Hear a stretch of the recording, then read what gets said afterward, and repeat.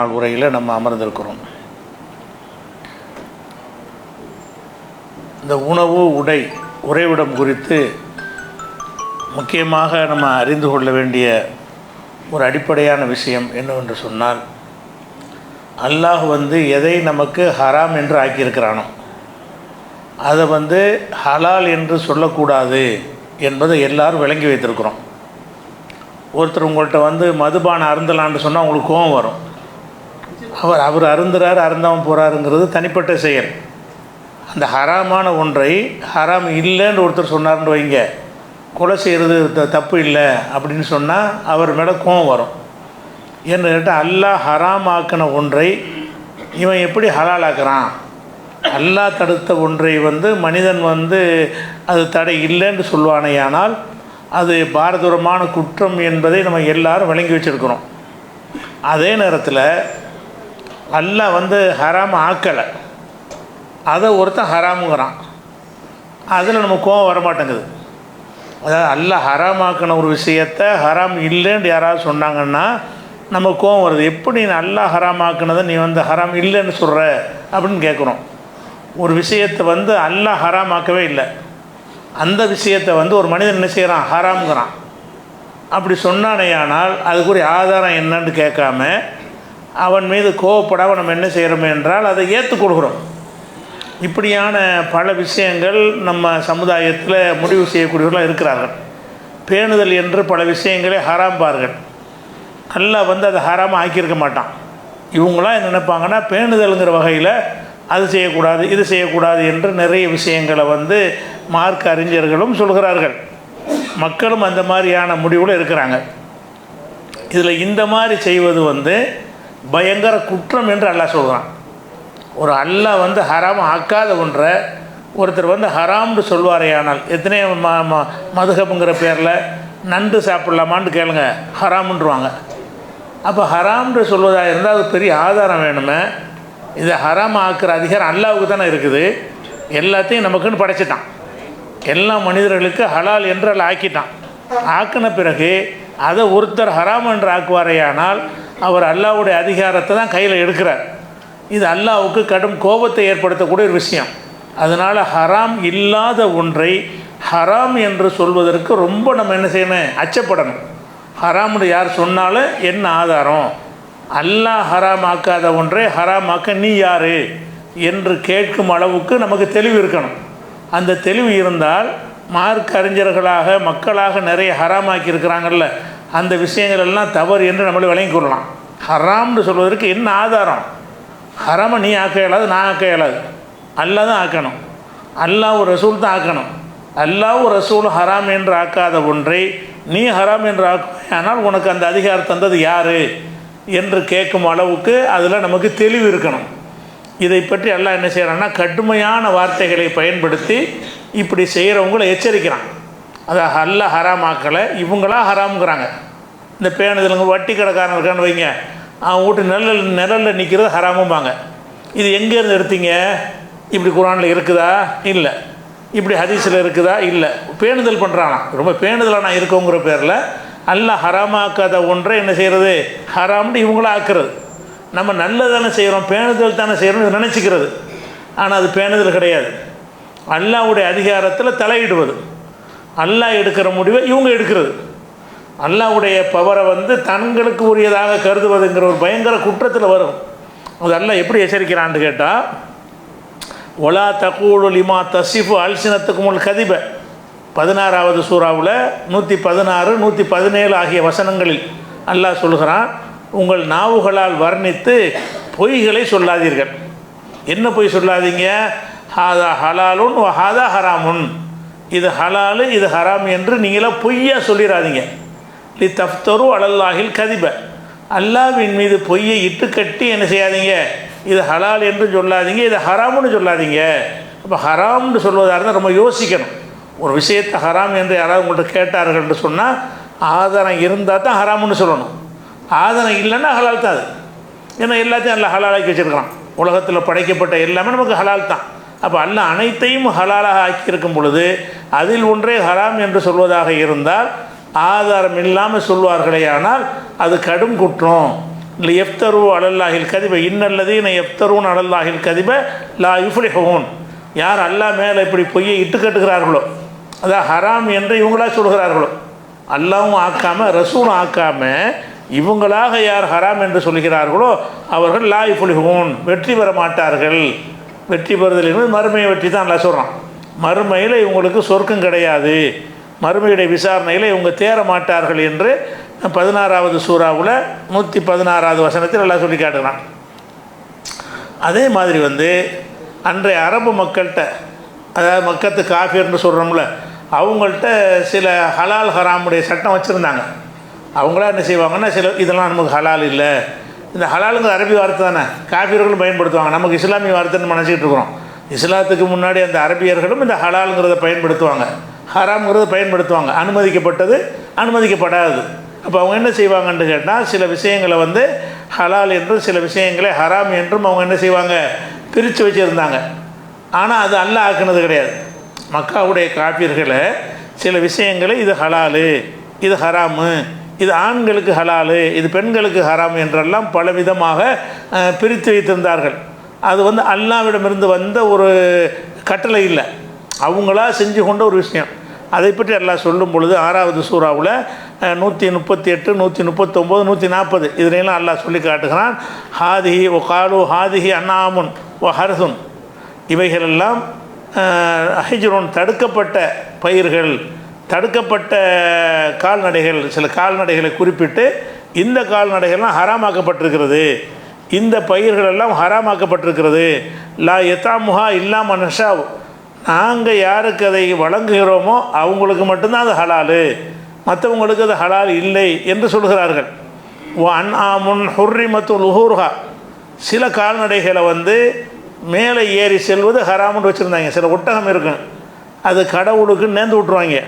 நேர்ந்து விட்ட பிறகு அதில் ஏறி சவாரி செய்வது ஹராம். சில முதுகுகள் ஹராம்னா என்ன அர்த்தம், அதன் மீது ஏறி சவாரி செய்வது ஹராம் என்று ஆக்கி வைத்திருந்தார்கள். அன்ஆமுன் ஹுர்ரிமத்து லுஹூர்ஹா, சில கால்நடைகள் மீது சவாரி செய்வது ஹராம் என்று சொல்லி கொண்டிருந்தார்கள். அன்ஆமுன் லா எதுக்குருன இஸ்மல்லாஹி அலைஹா, சில கால்நடைகள் பொதுவாக அவங்க காஃபிர்களாக இருந்தாலும் அல்லாஹ்வுடைய பேரை சொல்லி தான் அறுப்பாங்க. சில கால்நடைகளை இதுக்கு அல்லாஹ்வுடைய பேரை சொல்லாமல் இருக்கணும், எல்லாத்துக்கும் பிஸ்மில்லா சொல்லி இருக்கணும், இந்த கால்நடையை பிஸ்மில்லா சொல்லக்கூடாது அப்படிங்கிற ஒரு கருத்தில் இருந்தாங்க. அதையும் அல்லாஹ் சொல்கிறான். அன்ஆமுன் லா எதுக்குருன இஸ்மல்லாஹி அலைஹா, அல்லாஹ்வுடைய பேரை சொல்லாத கால்நடைகள் என்று சிலதை வைத்திருந்தார்கள். இஃப்திரான் அலைஹி, இது அல்லாவின் பேரில் இட்டுக்கட்டி அவர்கள் சொல்லி கொண்டிருந்தார்கள். அதே மாதிரி ஒகாலு மாஃபிஹா புத்தூனி ஹாதிஹில் அன்னாமி, இந்த கால்நடைகள் கற்பமாக இருக்குன்னு வைங்க, ஒட்டகமோ மாடோ ஆடோ கற்பமாக இருந்துச்சுன்னா வயிற்றில் குட்டி இருக்கும்ல, அந்த நிலையில் இந்த பிராணியை நம்ம அறுத்துட்டோம் என்று சொன்னால் அந்த குட்டிகள் ஆண்கள் சாப்பிட்லாம், பெண்கள் சாப்பிட்ற ஹராமு அப்படி சொல்லி வச்சுருந்தாங்களாம். மாபி புத்தூனி ஹாதிஹில் அன்னாம், இந்த கால்நடைகளில் வயிற்றில் உள்ள குட்டிகள் ஹாலிசத்துன் இது கூறினா, எங்களில் உள்ள ஆண்கள் தான் அதை சாப்பிடலாம். ஹர்ரமுன் அல அஸ்வாஜினா, எங்களுடைய பெண்களுக்கு அது ஹராமு. இப்படி ஹலால் ஹராமை பலவிதமாக பிரித்து வச்சுருந்தார்கள். இப்போ கூட நம்ம சமுதாயத்தில் இந்த ஆட்டுடைய சில உறுப்புகளை இது பொம்பளை சாப்பிடக்கூடாதுமாங்க. நம்மளில் கூட இன்றைக்கும் கூட என்ன இருக்குது, சமுதாய நடைமுறையில் இது ஆம்பளை சாப்பிடக்கூடாது, இது பொம்பளை சாப்பிடக்கூடாது என்றெல்லாம் சொல்லக்கூடிய பழக்கம் இன்றைக்கும் இருக்கிறது. அது அவங்களா சொல்லலை, இது அஜர்த்து சொல்லி தான் சொல்கிறாங்க. அப்போ அவர் இஷ்டத்துக்கு ஹராமாக்கியிருக்கிறார். அல்லாஹ் ஹராமாக்காத ஒன்றை அவராக நினைஞ்சிருக்கிறாரு, ஹராமாக்கியிருக்கிறார். இன்னும் சொல்ல போனால் ஆடு எடுத்துக்கிட்டிங்கன்னா அதில் 7 உறுப்புகள் நமக்கு ஹராமு, அதை திங்கக்கூடாது, இதை திங்கக்கூடாது, அந்த விதையை திங்கக்கூடாது, அந்த மாதிரிலாம் பல சட்டங்களை எழுதி வச்சுருக்கிறாங்க. இது எங்கேருந்து எடுத்தாங்கன்னு அவங்களா தான் சொல்கிறாங்க. இது அல்லாஹ் ஹராமாக்குனது இல்லை, அதெல்லாம் பெரிய குற்றம்னு எல்லாம் சொல்லி காட்டுறான். அப்படி சொல்கிறான், ஒமாஃபி புத்தூனி ஹாதிஹில் அன்னாமி, இந்த கால்நடைகளுடைய வயிற்றில் உள்ள குட்டிகள் ஹாலிசத்துன் இது கூறினா, எங்களுடைய ஆண்களுக்கு மட்டும்தான் ஹலாலானதாக இருக்கும். ஹர்ரமுன் அலா அஸ்வாஜினா, அவங்க பெண்கள் மீது ஹராமாக்கப்பட்டிருக்கிறது. ஒய்யக்குன் மைத்தத்தன், கால்நடை அறுக்கும்போது குட்டி செத்த இருந்துச்சுன்னு வைங்க, உசுரோடு இல்லாமல், அப்படி இருந்தால் புகும் பீகி சுரக்காவது, ஆண் பெண்ணு சாப்பிட்லாம். குட்டி உசுரோடு இருந்தால் ஆம்பளை மட்டும் சாப்பிட்ணும், பொம்பளை சாப்பிடக்கூடாது. குட்டி செத்து போய் இருந்துச்சுன்னு சொன்னால் ஆம்பளை பொம்பளை எல்லோரும் சாப்பிட்லாம். இப்படி சட்டங்களை வகை வகையாக பிரித்து வைத்து கொண்டிருந்தார்கள். இதை ஹலால் ஹராம்ங்கிற பேரில் அவங்க சொல்லி கொண்டிருந்தார்கள். இதையெல்லாம் அல்லாஹ் என்ன செய்கிறான்னு கேட்டால், இஃப்திரான் அலல்லா, அல்லாஹ் மேலே இட்டுக்கட்டி இப்படி சொல்லி கொண்டிருக்கிறார்கள். கது லல்லு, இவர்கள் வழிகட்டு போய்விட்டார்கள். உமாக்கான முஹ்ததீன், இவங்க நேர்வழியில் இல்லை என்று அவங்களா சில விஷயங்களை ஹராமாக்கினாங்கள்ல, அந்த விஷயத்தை பற்றி அல்லாஹ் கண்டித்து சொல்லக்கூடிய ஒரு விஷயத்தை பார்க்குறோம். அதே மாதிரி என்ன செய்வாங்கன்னு கேட்டால், வெள்ளாடு செம்மறியாடு, இந்த வெள்ளாடு செம்மறியாடுகள் எடுத்தாலும் சரி, அல்லது ஒட்டகத்தை எடுத்துக்கொண்டாலும் சரி, இதிலெல்லாம் என்ன செய்வாங்கன்னு கேட்டால், சில ஆடுகளை வந்து ஆண்களுக்கு ஹராமு, சில ஆடுகள் பெண்களுக்கு ஹராமு, சில ஆடுகள் வந்து உயர் ஜாதியினருக்கு தான் ஹலால், மற்றவங்களுக்கு ஹலால் கிடையாது என்று பல வகையாக பிரித்து பிரித்து சொல்லி கொண்டிருந்தாங்க. அதை பற்றி அல்லாஹ் வந்து 6வது சூறாவில் 143 144 வசனத்தில் சொல்லி காட்டுகிறான். சமானியத் அஸ்வாஜ் மினல் லானி இஸ்னைனி ஒமினல் மாசி இஸ்னைனி, வெள்ளாட்டில் 2 செம்மறியாட்டில் 2 இருக்கிறது. வெள்ளாடில் ஆண் வெள்ளாடு பெண் வெள்ளாடு. செம்மறி ஆட்டிலையும் இருக்குது, செம்மறி ஆட்டு கிடா இருக்கிறது, செம்மறி ஆடு பட்டை ஆடும் இருக்கிறது. இந்த அந்த ஆடுகளை வந்து குல் ஆதக்கரனை ஹர்ரமா அமில் உன்சையேனி, இதில் வந்து அல்லாஹ் வந்து எதை ஹராமாக்குனா, அதாவது ஆடு மாடுன்னு இருக்கிறது, ஆட்டில் வந்து ஆண் ஆடும் இருக்கிறது, பெண் ஆடு இருக்கிறது, மாட்டில் வந்து பெண் மாடும் இருக்கிறது, ஆண் மாடும் இருக்கிறது. அவங்க என்ன விளங்கி வச்சுருந்தாங்கன்னா, பெட்டை இருக்கக்கூடிய சாப்பிடக்கூட விளங்கி வச்சுருந்தாங்க. ஆடில் வந்து கிடாயை தான் சாப்பிடணும், பெட்டை ஆடாக இருந்தால் சாப்பிடக்கூடாது. ஒட்டகமாக இருந்தால் அதுலேயும் ஆண் ஒட்டகத்தை தான் சாப்பிடணும், பெண் ஒட்டகத்தை சாப்பிடக்கூடாது. மாட்டுக்கு அப்படி தான் இப்படின்னு சொல்லி அவங்க பிரித்து வச்சுருந்தாங்க. அதை நல்லா இதை கண்டிக்கிறான். ஆனால் ஆடு மாட்டுக்கு தான் இதை பிரிக்கிறாங்க, கோழிக்கெலாம் பிரிக்க மாட்டாங்க.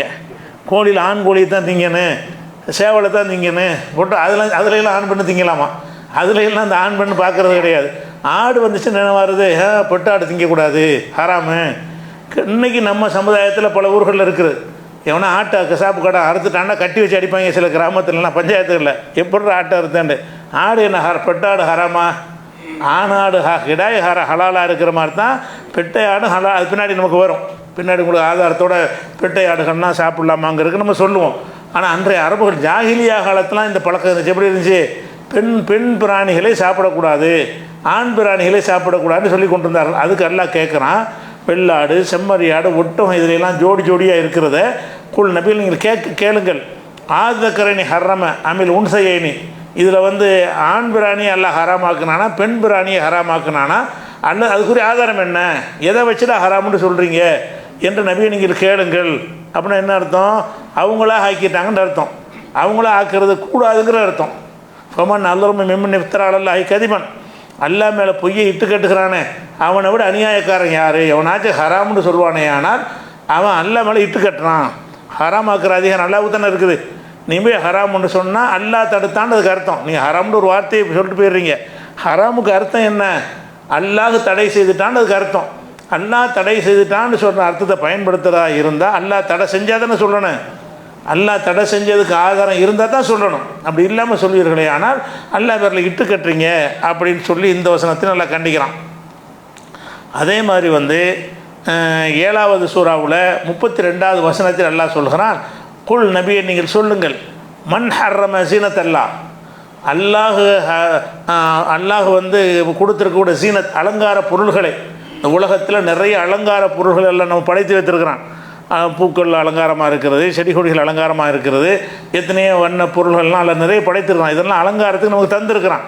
இந்த அகரஜல் இபாதிகி, தன் அடியார்களுக்காக அல்லாஹ் வெளிப்படுத்தி இருக்கிறானே இந்த அலங்காரத்தை ஹராமாக்குறன்னு எவன்டா ஹராமாக்குறான் எல்லாம் கேட்குறான். குல் நபி நீங்கள் கேளுங்கள், மண் ஹர்ரம, எவன் ஹராமாக்குவான், எவனுக்கு அந்த அதிகாரம் இருக்கிறது. ஜீனத்தல்லாஹ் இல்லத்தி அஹ்ரஜல் இபாதிகி, தன் அடியார்களுக்காக அல்லாஹ் வெளிப்படுத்திய அலங்காரங்களை வந்து ஹராம் என்று சொல்வதற்கு யாருக்கு அதிகாரம் இருக்கிறது. தையிபாத்தி மினர் ரிசுக்கி, ரிசுக்கில் வந்து தூய்மையான உணவுகளை வந்து அதை ஹராமாக்க எவனுக்கு அதிகாரம் இருக்கிறது. அல்லாஹ் வந்து நான் எல்லாத்தையும் ஹலால்னு கூட ஆக்கிட்டேன். நான் ஹலாலாக்கின அலங்கார பொருள்களையும் நான் ஹலாலாக்கின உணவுப் பொருள்களையும் ஹராமாக்குற அதிகாரம் எவனுக்கு இருக்கிறது, எவன் ஹராமாக்குவான் அப்படின்னு எல்லாம் என்ன செய்கிறான்னு கேட்டால் அந்த கடுமையான ஒரு எச்சரிக்கை உள்ள வாசகத்தை பயன்படுத்துகிறான் 7வது சூறாவில் 32வது வசனத்தில். அதே மாதிரி வந்து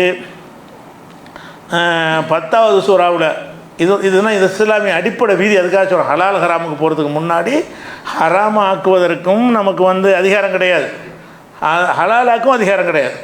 ஹலால் ஆக்கிறா இருந்தாலும் அல்லா தான் சொல்லணும். இன்னும் சொல்லப்போனால் ஹலாலுக்காவது ஆதாரம் தேவையில்லை. தடை இல்லாட்டி ஹலால் தானே. ஒரு விஷயத்துக்கு தடை வரலன்னா என்ன அர்த்தம்? ஹலால்னு அர்த்தம். ஹராம்னு சொல்வதற்கு தான் நீ ஆதாரத்தை காட்டணும். ஹலாலுக்கு என்னப்பா ஆதாரம்? அல்ல எல்லாத்தையும் ஹலால் ஆக்கிட்டான்ல. நீ ஹராமுக்கு நீ கொண்டாந்து ஆதாரத்தை காட்டு. தடைக்கு ஆதாரம் காட்டலைன்னா ஹலால் தான் அர்த்தம். முதல்ல அல்ல சொல்லிட்டோம், ஹலக்கலக்கும் மாஃபில் இருந்து ஜமியா, பூமியில் உள்ள எல்லாத்தையும் உங்களுக்காக நான் படைச்சிட்டேன்ட்டான். அதான் ஹலாலுக்கு ஆதாரம். அப்போ ஹலாலுக்கு நம்ம ஆதாரம் காட்ட தேவையே இல்லை, ஹராமுக்கு ஆதாரம் காட்டணும். ஆனால் இந்த சமூகத்தில் என்ன இருக்குது? ஹராமுக்கு ஆதாரம் சொன்னது நினச்சாலும் ஹராமாக்கலாம். ஒரு அஜரத்து நினைச்சாருன்னு சொன்னால், ஒரு மதுஹபு நினச்சின்னு சொன்னால், ஒரு சமுதாயத்தில் உள்ள மக்கள் நினைத்தார்கள் என்று சொன்னால் எதை வேண்டாலும் அவங்க ஹராமாக்கலாம் நினைக்கிறாங்க. அதுக்கு தான் அல்லாஹ் கேட்குறான், யார் ஹராமாக்கிறதுக்கு எவனுக்கு அதிகாரம் இருக்குது?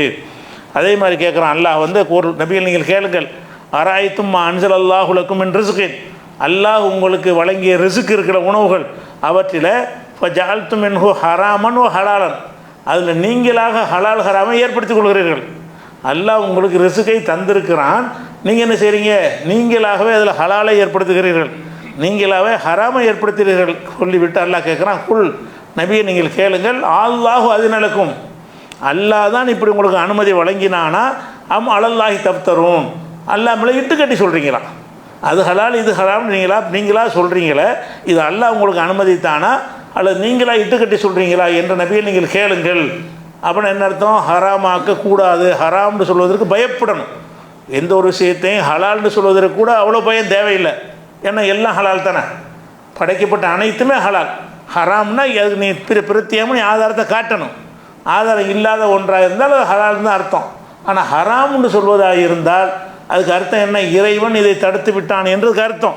அப்படியான ஒன்றை நீ சொல்வதாக இருந்தால் இறைவன் தடுத்ததை காட்டு, ஆனால் ஆதாரத்தை எடுத்து காட்டுன்னு நல்லா கேட்குறான். அதே மாதிரி 5வது சூறாவில் 87வது வசனத்தில் அல்லாஹ் சொல்கிறான், யாயு கொள்ளதி நாமனும், நம்பிக்கை கொண்ட மக்களே, லா துஹர்ரிமு, நீங்கள் ஹராமாக்கி கொள்ளாதீர்கள், தொய்யிபாத்தி மா அஹல்லல்லாஹுலக்கும், அல்லாஹ் உங்களுக்கு ஹலாலாக்கிய தூய்மையான உணவுகளை நீங்களாக ஹராமாக்கி கொள்ளாதீர்கள். வலா தாழ்த்தது எல்லை மீறாதீங்க. ஹராமாக்குறது எல்லை மீறுறது. ஆனால் நம்ம மக்கள் மத்தியில் ஹராமாக்குறது பேணுதலாம். என்ன செய்வாங்களா? அவ்வளோ பேணுதலுக்காகவே என்ன செய்வாங்க? நாங்கள் அந்த பேணுதலுக்கு அதை செய்யக்கூடாது, பேணுதலுக்கு அதை செய்யக்கூடாது. ஒரு காஃபி டீ வாங்கி தந்தால் குடிக்கலாமா? பேணுதல் குடிக்கக்கூடாது, ஹராமு. இதை ஹராம்னு சொல்லி நீ யார் பழகிருக்கா? அல்ல எல்லாம் ஹலால் தானே. ஹராம்னு சொல்லுறதுக்கு நீ ஆதாரத்தை கொண்டாந்து காட்டணும். அல்லாஹ் என்ன கேட்குறான்னு கேட்டால், லா துஹர்ரிமு தொய்யிபாத்தி மா அஹல்லல்லாஹுலக்கும், அல்லாஹ் உங்களுக்கு ஹலால் ஆக்கிய எந்த ஒன்றையும் நீ ஹராமுன்னு ஆக்கிறாதீங்க. லா தாழ்த்தது எல்லை மீறாதீங்க. ஹராமுன்னு ஆக்குறது எல்லை மீறுதல். அது ஏன் எல்லைக்கு நீங்கள் வர்றீங்கன்னு அர்த்தம். எனக்கு உள்ள அதிகாரத்தை நீங்கள் எடுத்துக்கிட்டீங்கன்னா தான் எல்லை மீறுதல். ஒலா தாழ்த்தது வரம்பு மீறாதீர்கள். இன்னல்லாஹ் லா யுஹிப்புல் முஅ்ததீன், வரம்பு மீறக்கூடியவர்களை எல்லாம் என்ன செய்ய மாட்டான்? விரும்ப மாட்டான். இதில் என்ன வழங்குதுன்னு கேட்டால், அல்லாஹ் அனைத்தையும் நமக்கு தந்து விட்டான், நமக்கு அதான் படைத்திருக்கிறான், எல்லாமே ஹலால் தான். அதில் ஹராம்னு எதையாவது அல்லாஹ் ரசூலை சொன்னால் அதைத்தான் கழிச்சிக்கிறணுமே தவிர, நீங்களாக என்ன செய்யக்கூடாது? லட்சக்கணக்கான பொருள்களை, நீங்கள் ஒரு ஆயிரக்கணக்கான பொருள்களை இது ஹராம் மதுஹப கிதாபை எடுத்தீங்கன்னா அது மக்ரூஹு இது ஹராமுன்னு வாயில் வந்தாலும் எழுதியிருப்பாங்க. எந்த ஒன்றுக்கும் ஆதாரம் இருக்காது. ஹராமாக்குன்னு அல்லாவில் ஆக்கணும். ஹராமாவதுன்னு அல்லாஹ் சொல்லாமல் அந்த அறிஞர் சொன்னார், இந்த அறிஞர் சொன்னார், அபு ஹனீஃபாட்ட இது ஹலாலு, ஷாஃபிட்ட இது ஹராமு, மாலிகிட்ட இது மக்ரூஹுன்னு எழுதி வச்சுருப்பாங்க. அவர்கிட்ட என்ன ஹராம் ஆகுது, அவர்கிட்ட என்ன மக்ரூஹ் ஆகுது? அல்லாட்டில் ஆகணும். ஒரு விஷயம் ஹலால்னா அனைவருக்கும் ஹலாலாக தான் ஆகணும், ஹராம்னா அனைவருக்கும் ஹராமாக தான் ஆகணும். அந்த ஹராம்னா அதுக்கு ஆதாரம் இருக்கணும். அனைவருக்கும் ஹராமாகணும், அதுக்கு ஒரு ஆதாரம் இருக்க வேண்டும். அப்படி எல்லாம் இருக்கிறது. இதை பற்றி ரசூலுல்லாஹ் என்ன சொல்கிறாங்கன்னு கேட்டால், நம்ம புரியறதுக்காக வேண்டிய எதுக்கு இதை சொல்கிறோம்னு கேட்டால், அந்த வீட்டில் சாப்பிட்லாமா, இந்த வீட்டில் சாப்பிட்லாமா, ஒருத்தன் தப்பான தொழில் பண்ணுறான்னு வைங்க, அவன் வீட்டில் போய் ஹராம் சாப்பிடக்கூடாது, ஏன்பா பேணுதலாக இருக்கலாம். அப்படி இருந்தால் அல்லாவோட சொல்லியிருப்பான். அப்படி இருந்தால் அவன் வீட்டில் சாப்பிட, அல்லாஹ் யஹூதிகள் வீட்டிலலாம் சாப்பிட்ருக்குறாங்க, யூதர்கள் கொடுத்த அன்பளிப்பெல்லாம் வாங்கியிருக்கிறாங்க. அந்த பிரித்து ரசூலுல்லாஹ் பார்க்கல. ஆனால் அவங்க என்ன செய்கிறாங்க? அங்கே சாப்பிடக்கூடாது, இங்கே போய் போட, அதை இதை சாப்பிடக்கூடாது. என்னப்பா ஆதாரம் கேட்டால் பேணுதல். பேணுதலுக்கு நீ யார் பேணுதல்? அல்லாவுடைய மார்க்கத்துக்கு நீங்கள் என்ன பேணுதல்? அவன் அனுமதித்த ஒன்றுக்கு அப்புறமேல் பேணுதல் என்னத்துக்கு? அல்லாவுக்கு பயந்து தானுங்க பேணுதலாக இருக்கணும். படைச்ச ரப்பை தான் எல்லாத்தையும் ஹலால் ஆக்கிட்டானே அப்படிங்கிற ஒரு விஷயம் வருகிறது. இதை ரசூலுல்லாஹ் விளக்குற மாதிரி தாரகுத்தினில் ஒரு ஹதீஸ் இருக்கிறது. என்ன ஹதீஸ்னால், இன்னல்லாஹ் அஸ வ ஜல்ல ஃபரல ஃபராயில, அல்லாஹ் சில விஷயங்களை உங்களுக்கு கட்டாய கடமையாக ஆக்கியிருக்கிறான். தொழுகை நோன்பு இப்படிப்பட்ட விஷயங்களை ஃபர்லாக ஆக்கியிருக்கிறான்.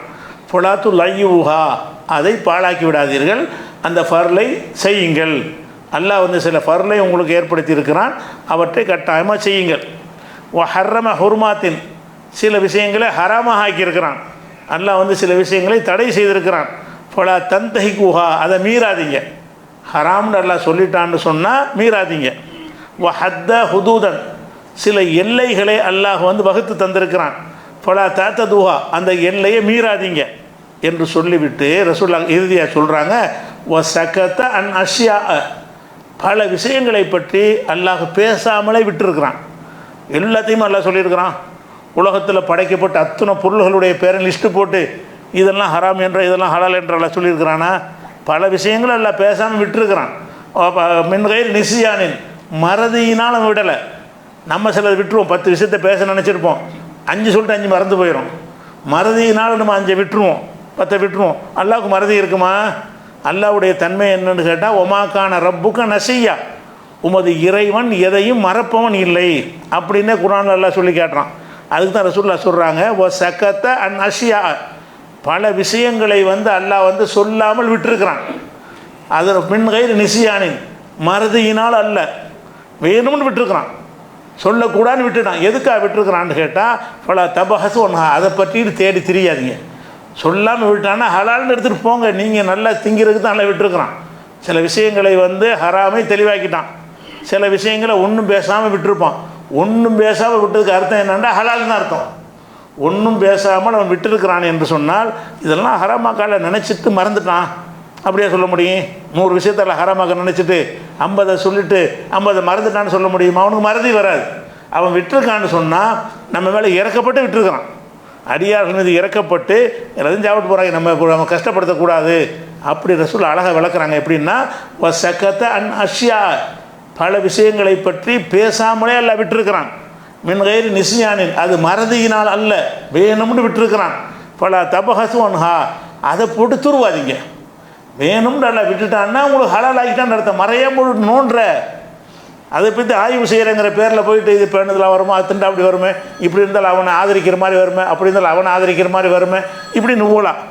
இவங்களாம் டெவலப் பண்ணி கொண்டு ஹராமாக்குறாங்களே தவிர அதை செய்யக்கூடாதுன்னு அல்லாஹ் சொல்லியிருப்பான்ல. அது மாதிரி இருந்தால் காஃபிர் வீட்டில் போய் சாப்பிடாத, கெட்ட சம்பாத்தியம் உள்ளவனாக இருப்பான், சம்பாத்தியம் சரி இருக்காது, அல்லது கெட்ட செயல் உள்ளவனாக இருப்பான், தொழுவ வராத ஒருத்தனாக இருப்பான், அவன் விருந்து கூப்பிடுவான், அவன் வீட்டில் போய் சாப்பிட போகிற, அதுக்கு எங்கேப்பா அது ஹராம்டாக்க என்னப்பா ஆதாரம் இருக்குது? அவன் தொழுவாமல் இருக்குது தனி குற்றம், அவன் வீட்டில் போய் சாப்பிடக்கூடாதுன்னு மார்க்கத்து ஏதாவது இருக்குதா?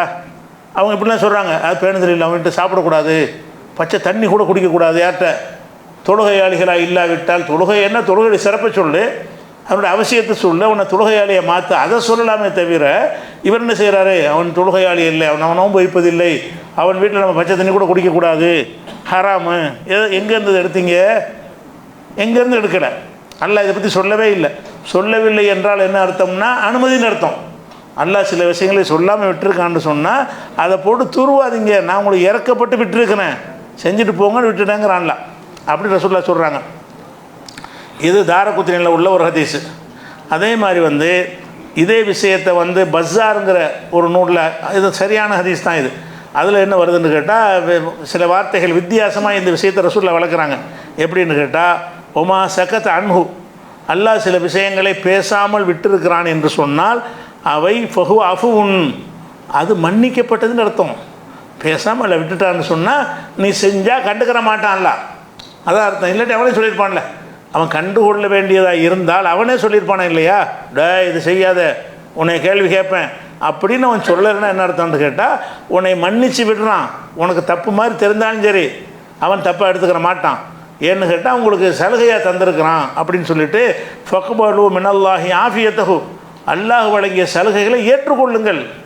சில விஷயங்களை வந்து பேசாமல் அல்லாஹ் விட்டுருக்கான்னு சொன்னால் அது தடுக்கப்படலைன்னு அர்த்தம். எதை பற்றியெல்லாம் அல்லாஹ் பேசாமல் விட்டுட்டானோ அது உங்களுக்கு தடை செய்யப்படலை. தடை செய்யப்படவில்லை என்று சொன்னால் அந்த சலுகையை நீங்கள் பயன்படுத்தி கொள்ளுங்கள். ஃபைனல்லாஹ லம் யகுன் லியுன்சிய ஷையன், எந்த ஒன்றையும் அல்லாஹ் வந்து மறக்கிறவன் கிடையாது. ரசூலுல்லாஹ் சொல்கிறாங்க, அல்லாஹ் எதை மறக்கிறவன் கிடையாது. சில விஷயங்களை பேசாமல் விட்டான் என்று சொன்னால் உங்களுக்கு ஒரு சலுகை செய்கிறான் என்ற அர்த்தம் சொல்லிவிட்டு இந்த வசனத்தை ரசூலுல்லாஹ் ஓதி கேட்டுறாங்க. ஒமாக்கான ரப்புக்க நசியா, உமது இறைவன் எதையும் மறப்பவன் இல்லை அப்படிங்கிற ஹதீஸ் வருகிறது. அப்போ இதில் என்ன விளங்குறோம் என்று கேட்டால், ஃபஸ்ட்டு வழங்கி கொள்ள வேண்டிய விஷயம், ஹராமான ஒன்றை ஹலால் என்று ஆக்குவது பெரிய குற்றம். ஹராம்னா தெளிவான ஆதாரம் இருக்கும்ல, பன்றி ஹராம்னா தெளிவான ஆதாரம் இருக்குது, மதுபான ஹராம்னா தெளிவான ஆதாரம் இருக்கிறது. அந்த ஹராமை ஒருவன் ஹலால் என்று ஆக்குவது குற்றம் என்பதை நம்ம எல்லோரும் விளங்கி வச்சுருக்கிறோம். அது கரெக்டு தான், விளங்கி வச்சது கரெக்டு தான். ஆனால் ஹராம் இல்லாத ஒன்றே ஹராம் ஆக்குறாங்க, அது நமக்கு எந்த ஒரு குற்றமாகவும் தெரிவதில்லை. அவர் பேணுதல் தானே சொல்கிறார், நல்லது தானே சொல்கிறாரு. இது எப்படி நல்லதுக்கு சொன்னதாகும்? அல்லாவுடைய அதிகாரத்தை நீங்கள் கையில் எடுப்பீங்க, அது நல்லதாகுமா? அது பிதத்து மாதிரி உள்ளதான். பிதத்து அப்படி தானே. பிதத்துங்கிறது என்னென்னு கேட்டால் நல்லதாக தான் இருக்கும். பிதத்துங்கிற பேரில் அவன் செய்கிற காரியம் நல்லதாக தானே இருக்கேன். பிதத்துன்னு நோன்பு தானே வைப்பான், பிதத்துன்னு சாராயம் குடிக்க மாட்டானே. பிதத்துன்னு சொல்லக்கூடிய என்ன காரியமாக இருந்தாலும் அது ஒரு இபாதத்து போர்வையில் தான் இருக்கும். பிதத்துன்னா திக்ராக இருக்கும், அது ஒரு தஸ்பீஹாக இருக்கும், அது ஒரு நோன்பாக இருக்கும், அது ஒரு தொழுகையாக இருக்கும், ஒரு ஆடு மாடு அறுத்து பலியிடுதலாக இருக்கும். இப்படி தான் பிதத்தில் உண்டாகும். அந்த செயலை பார்த்தா நல்லது மாதிரி தெரியும், ஆனால் நீங்கள் அதை செய்யலாமா? அதை செஞ்சால் என்னவாகும்? அல்லாவுடைய அதிகாரத்தை கையில் எடுக்கனே ஆகும். இதுதான் மார்க்கத்தில் உள்ளதாக இருந்தால் ரசூல்லா சொல்லியிருப்பாங்களப்பா. ரசூல்லா சொல்லாத ஒன்றை நீங்கள் ஏன் செய்கிறீங்க? பிதத்துக்கு இருக்கிற பார்வை இருக்குல்ல, அதே மாதிரியான பார்வை தான் இதுலேயும் இருக்க வேண்டும். இதில் இருக்கணும், ஹராம்னு ஆக்கிற வேலையை கையில் எடுக்கவே கூடாது. ஒன்றை ஹராம்னு ஆக்குனீங்க என்று சொன்னால் நீங்கள் அல்லாஹ் ஆகிட்டீங்கன்னு அர்த்தம், அல்லாவுடைய அதிகாரத்தை கையில் எடுத்தீங்கன்னு அர்த்தம். அல்லது எவனோ கையில் எடுத்துக்கிட்டு சொல்கிறான் அதுக்கு நீ கட்டுப்படுறியன்னு அர்த்தம். அதுக்கு கூடவே கூடாது என்பதை விளங்கி கொள்கிறோம். அப்போ இந்த ஹராம் ஹலாலில் வித்தியாசமாக விளங்க வேண்டியது, ஹராம்னு யார் சொன்னாலும் ஆதாரம் இருக்கான்னு கேட்கணும். நீங்கள் எந்த விஷயத்தை யார் ஹராமுண்டாலும் இந்த ஹராமுக்கு எங்கேருந்து எடுத்த, ஹலாலுக்கு என்ன ஆதாரம்னு கேட்பான். ஆதாரம் ஹலாலுக்கு காட்ட தேவையில்லை, எல்லாம் நமக்கு உள்ளது தான். எல்லாம் நமக்காக அல்ல படைச்சிட்டான். ஹலக்கலக்கும் மாஃபில் வந்து ஜெமியா, பூமியில் உள்ள எல்லாம் நமக்காக படைத்து விட்டான். ஹலால் என்பதற்கு பொதுவான ஆதாரம் இருக்கிறது, ஹராம் என்பதற்கு நீ குறிப்பான ஆதாரத்தை நீ தான் காட்டணும். அப்போ ஒருத்தர் ஹராம் உண்டாருனா என்னப்பா ஆதாரம்? நீ காட்ட ஆதாரம் நம்மகிட்ட கேட்டானா எப்படி காட்டுறது? இதை தான் காட்ட முடியும். எதை காட்ட முடியும்? எல்லாம் ஹலால், படைக்கப்பட்டதெல்லாம் நமக்காக தான். அப்படி இருக்கும் பொழுது ஒருத்தர் கேட்டார்னா அதுக்கு ஆதாரம் அவர் காட்ட முடியலைன்னா நீ என்ன விளைக்கிறன்னு? அது ஹராம் இல்லை. அது என்ன தத்துவத்தை அவர் சொன்னாலும் சரி, என்ன காரணத்தை சொன்னாலும் சரி, அதனால் இப்படி ஏற்படும், இதனால் அப்படி ஏற்படும், இதெல்லாம் நிற்காது அல்லா இடத்துல. இது ஹராம்னு சொன்னது அல்லாஹ் சொன்னானா நீனா சொல்றியா? நீனா இதுக்கு போய் சொல்கிற? மார்க்கத்துக்கு சொந்தக்காரர் அல்லாஹ் தானே. ஹலால் இல்லாஹி தீனுல் ஹாலிஸ். இந்த மார்க்கத்துக்கு தூய்மையான மார்க்கத்துக்கு உரிமையாளன் அல்லாஹ் மட்டும்தான். அந்த எஜமான் தான் அந்த முடிவு எடுப்பானே தவிர நீங்கள் எப்படி எடுப்பீங்க அப்படி நீங்கள் கேட்கணும். இது ஒரு விஷயமாச்சா. அடுத்தது வந்து இந்த ஹலால் ஹராமில் அறிந்த பொதுவான விதிகளை பார்த்துட்டு குறிப்பாக எதெல்லாம் ஹராம்னு ரெண்டாவது பார்க்கும்போது அடிப்படையான உசூல் விதிகளை அறிஞ்சு வச்சுக்கொள்ளணும். இப்போ நம்ம ஒரு ஹலாலான விஷயம் இருக்குது, அந்த ஹலாலான விஷயத்தை நம்ம செய்தோம் என்று சொன்னால் அதுக்கு பக்கத்திலே ஹராமும் கலந்துருக்கிறது. இந்த ஹலாலை செஞ்சால் நாளைக்கு அந்த ஹராமுனை விழுந்துருவோம், இப்படியான ஒரு நிலை இருக்கும் என்று சொன்னால் அதை நம்ம தவிர்த்து கொள்ளணும். உதாரணமாக ஒரு ஹோட்டல் இருக்குது, அந்த ஹோட்டலில் வந்து உணவு சாப்பாடு எல்லாம் வச்சுக்கிறான், அதோட பார் வச்சுருக்கிறான். அந்த பெரிய ஹோட்டல் வச்சுருக்கிறான், நம்ம போய் ரொட்டியும் சாப்பிட்லாம், சோறும் சாப்பிட்லாம், டீயும் சாப்பிட்லாம், காப்பியும் சாப்பிட்லாம், விரும்பினா சாராயமும் சாப்பிட்லாம். அப்படியான ஒரு ஸ்டார் ஹோட்டல் மாதிரி ஒரு பார் வச்சுருக்கான்னு வைங்க. அங்கே போய் நம்ம சாப்பிட்லாமான்னு கேட்டால் நம்ம போய் சோறு தானே திங்கிறோன்னு சொல்லி சாப்பிட்டு வந்துடுவோம். அது கூடாது. ஏன் கூடாதுன்னு சொன்னால் 4 நாளைக்கு டீ குடிப்பேன், 5ஆவது நாளைக்கு அதை ஒரு கிளாஸ் ஊற்றுன்றுவேன். அது எப்படி ஆயிரும்? நம்ம அந்த மாதிரி ஹராமும் சேர்ந்து ஒட்டி இருக்கிற இடத்துக்கு போனோம் என்று சொன்னால் அது ஹராம். நீங்கள் சாப்பிட்ற அந்த உணவு ஹராம் கிடையாது. எந்த உணவு? நீங்கள் குடிக்கிற டீ வந்து ஹராம் கிடையாது. நீங்கள் அங்கே போய் சப்பாத்தி சாப்பிட்றது ஹராம் கிடையாது. ஆனால் அங்கே இதையும் அதையும் கொடுத்துக்கிட்டு இருக்கிற ஒரு நேரத்தில் உட்கார்ந்துருந்தாயானால் அதை கொஞ்சம் கொடுன்னு கேட்டுருவேன். அப்படி ரசூல் இப்படி விளக்குறாங்க. எப்படி விளக்குறாங்கன்னா, புகாரியில் 52வது ஹதீஸ்லையும் 2051வது ஹதீஸ்லையும் விளக்குகிறார்கள். அல் ஹலாலு பையனும், ஹலால் இன்னது என்று தெல்ல தெளிவாக இருக்கிறது ரசூலுல்லாஹ் சொல்கிறாங்க. ஒல் ஹராமு பையனும், ஹராம் இன்னது என்று பையனும் தெல்ல தெளிவாக இருக்கிறது. ஓ பைனஹுமா முஷப்பஹாத்துன், அதுக்கு இடையில் சில குழப்பம் ஏற்படுத்தக்கூடியவைகள் இருக்கின்றன. லா யஅலமுஹா கஸீர் மினன் நாஸ், அதிகமான மக்கள் அதை அறிந்து கொள்வது கிடையாது. அப்படிப்பட்டவை இருக்கிறது. யார் ஃபமனித்தக்கல் முஷப்பஹாத்தி, இந்த சந்தேகத்துக்கு இடமானவைகளை யார் வந்து குழப்பமானவைகளை தவிர்த்து கொள்கிறாரோ, இஸ்தப்ரா லி தீனிஹி, அவர் தன்னுடைய மார்க்கத்தை காப்பாற்றி கொண்டார். சந்தேகத்துக்கு இடமானதை செஞ்சார்னு சொன்னால் அவர் மார்க்கத்தை காப்பாற்றி கொள்ள முடியாது. சந்தேகத்துக்கு இடமானதை செஞ்சார்னு சொன்னால் அவர் தன்னுடைய மார்க்க விலகி கொண்டாரே, ஆனால் மார்க்கத்தை காப்பாற்றி கொண்டார் அப்படின்னு ரசூலுல்லாஹ் சொல்லிட்டாங்க. சொன்னால் இது சரியாக விளங்காது. இது சொன்னால் இதனுடைய இதுலேருந்து என்ன ரசூலுல்லாஹ் சொல்ல வர்றாங்கன்னு முழுசாக நமக்கு விளங்காது. அதுக்காக ரசூலுல்லாஹ் என்ன செய்கிறாங்கன்னு கேட்டால் அதுக்கு ஒரு உதாரணம் சொல்கிறாங்க. இந்த ஹதீஸை விளக்குறதுக்கு ரசூலுல்லாஹ் விளக்கிறாங்க. ஒரு ஹதீஸுக்கு தஃப்சீர் நம்ம செய்ய வேண்டியதில்லை. இந்த ஹதீஸில் ஹலால் தெளிவு, ஹராம் தெளிவு, குழப்பத்தில் ஆழ்த்தக்கூடியவை சிலது இருக்கிறது. எது குழப்பத்தில் ஆழ்த்தக்கூடியன்னு தெரியுதா? நமக்கு தெரியாது. எதை பற்றி ரசூலுல்லாஹ் சொல்கிறாங்கன்னு விளங்கலை. ரசூலுல்லாஹ் விளக்குறாங்க. எப்படி செய்கிறாங்கன்னு கேட்டால், ஒவ்வொரு சொத்துகளுக்கும் வேலி போடப்பட்ட சொத்துகள் நிலங்கள் இருக்கின்றன. இது இன்னாருடைய நிலம் என்று வேலையை போட்டு வச்சுருப்போம். இது இன்னாருடைய தோட்டம், இது இன்னாருடைய வீடுன்னு என்ன செய்வாங்க, காம்பவுண்டு சுவர் எழுப்பி வைத்திருப்பார்கள். அப்படி இருக்கும் பொழுது நீ ஆடு மேய்க்கிறாய். ரசூலுல்லாஹ் சொல்கிறாங்க, நீ ஆடு மேய்ச்சிக்கிட்டு போகிற. ஆடு மேய்க்கிற இடம் பொதுவான இடமா இருக்கும் அல்லது உனக்கு சொந்தமானதாக இருக்கும். ஆடு மேய்க்கிற இடம் உன்னுடைய நிலமாக வயலாக இருக்கும் அல்லது யார் வேண்டாலும் மேய்த்து கொள்ளலாம்னு அனுமதிக்கப்பட்ட இடமாக இருக்கும். நீ அங்கே ஆடை மேய்ச்சிக்கிட்டு போனேன்னு சொன்னால் அவன் வேலி போட்டிருக்கான்ல, அது கிட்ட வரைக்கும் போயிடாத. அதுலேருந்து ஒரு அடி தள்ளி நின்றுக்க. ஏன்னு கேட்டால் அது வரைக்கும் போனீங்கன்னா தாண்டினது. எப்படி ரசூலுல்லாஹ் வளர்க்குறாங்க, வேலி போடப்பட்ட ஒரு பக்கத்தில் போய் நீ மேய்க்க ஆரம்பித்தால் அருகில் போய் மேய்ச்சிடாத. உன் இடம்தான், பொதுவான இடம்தான், அதில் நீ ஆடு மாடை மேய்க்கலாம். அப்படி மேய்க்கும் பொழுது ஒரு தூரமாக நின்று மேய்ச்சிக்கிட்டோம்னு சொன்னால் அந்த மாடை அங்கே போகும்போது இப்படி தடுத்து இழுத்துடலாம். நீ அந்த ஆடை மேய்ச்சிக்கிட்டே போய் அடுத்தவன் வேலி வரைக்கும் அதை விட்டேன்னு வை. அப்போ வேலியை தாண்டிடுறது. வேலி வரைக்கும் அந்த மாட்டை விட்டே என்று சொன்னால் அது என்ன செஞ்சிடறேன், தலையை உள்ளே இழுத்து சாப்பிட்றோம் அல்லது வேலியை தள்ளிட்டு கூட உள்ளே போயிடும். ஆனால் இது நீ கிட்டத்தில் போய் உன் இடத்துல மேய்க்கிறது தப்பு இல்லை, உன் இடம் தான். அது உன்னுடைய இடமா இருந்தாலும் நம்ம இதை தாண்டினோம் என்று சொன்னால் அது அங்கே வரைக்கும் பாஞ்சிரும் இந்த மாடு அப்படின்னு இருக்குமே. ஆனால் நீ அதிலேருந்து விளைவிக்க. அப்படி விளைவிக்கிட்டால் தான் நீ அடுத்த பொருளை நீ சாப்பிடாம இருப்பாய். இது மாட்டை உதாரணம் காட்டி சொல்கிறாங்க, ஆடு மாடுகளை உதாரணம் காட்டி சொல்கிறாங்க. நம்ம நஃப்ஸு அப்படி தான். நம்ம நஃப்ஸு என்ன செய்யும்னா ஹலாலானதெல்லாம் செய்ய அனுமதிக்கப்பட்டது செய்யும். அப்படி போய்கிட்டே இருக்கும். அங்கனக்குள்ளே ஹராம் வருது. அந்த ஹராம் வந்தோன்னு என்ன செய்யும்னு கேட்டால் அது கிட்ட வரைக்கும் போய் பார்த்துட்டு வருவோமே. கிட்ட வரைக்கும் போனீங்கன்னா என்னவாயிரும்னு கேட்டால் நீ அந்த ஹராமை செஞ்சு நஃப்ஸு உன்னை உன்னை தப்பிச்சு போயிடும், தாண்டி போயிடும். போச்சுன்னு சொன்னால் நீ அதுக்கு பழகிக்கிடுவாய். அப்போ எந்த ஒரு விஷயத்தை செய்யும் பொழுது, ஹலாலை செய்யும் பொழுது அதுக்கு அருகில் ஹராமும் ஒன்றும் இருக்கும் என்று சொன்னால் இந்த ஹலாலுக்கு போனால் அந்த ஹராமுக்கும் போகிற வாய்ப்பு இருந்தால், இந்த ஹலாலுக்கு போய் நெருங்கின காரணத்தினால, அதுக்கு பழகிட்ட காரணத்தினால ஹராமையும் செய்து விடுவோம் என்கிற ஒரு நிலைமை இருக்குமேயானால் அங்கேருந்து அதில் தவிர்த்து கொண்டால் தான் நீ மார்க்கத்தை காப்பாற்றிக்கிட்டாங்கிறாங்க. அப்போ இந்த பேணுதல் மார்க்கத்தில் உள்ளது. எந்த பேணுதல்? ஹலால் தான். உன்னுடைய வயலில் நீ மேய்க்கிறது ஹலால் தான். ஆனாலும் அந்த ஒரு அடி விட்டுட்டு மேய். உன் இடத்துலையே ஒரு அடி இங்கிட்டு தள்ளி வந்துரு. கடைசி வரைக்கும் என்னுடைய இடம் தானே நீ போனேன்னு சொன்னால் உன்னுடைய இடத்த தாண்டி அடுத்தது இருக்குது. தலையை நீட்டின்னு உள்ளக்க நீட்டி விட்டால் என்னவாயிரம்னு அடுத்தவனுடைய வயலில் மேய்ஞ்சிரும். அப்போ இது மாட்டுக்கு உதாரணமாக நஃப்ஸத்தான் மாடுங்கிறாங்க. அது இலக்கியமாக அவங்க சொல்கிறாங்க.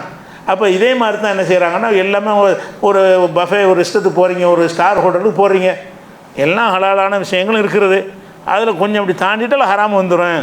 அப்படி இருக்குமே. ஆனால் அங்கே போனால் அப்படி பழகிறோம். நம்மளும் பார்த்துருக்குறோம். இந்த மாதிரி உயர்ந்த இடத்துக்கு அனுமதிப்பட்டதுன்னு போனவர்கள்லாம் என்ன செய்வாங்கன்னு கேட்டால் அந்த பழக்கத்தை ஆளாயிருவாங்க. அது ஒரு வெறுப்பாக தெரியாது. அந்த சாராயம்னா வெறுக்கணும், போதை பொருள்னா வெறுக்கணும்னு இயற்கையாக நமக்கு இருக்குதுல்ல, அந்த வெறுப்பு முதல்ல போயிடும். அந்த வெறுப்பு போய் என்னவாயிருன்னா ஒரு டீ கடையும் சாராய கடையும் ஒன்றா வச்சு நடத்துகிறான். உங்களுக்கு டீ ஹலால் தான், சாராயம் தான் ஹராமு.